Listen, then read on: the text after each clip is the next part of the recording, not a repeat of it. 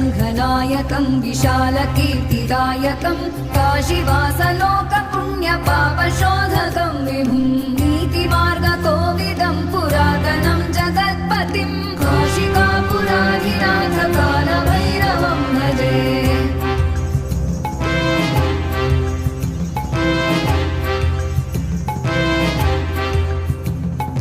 कालभैरवाष्टकं पठन्ति ये मनोहरं ज्ञानमुक्तिसा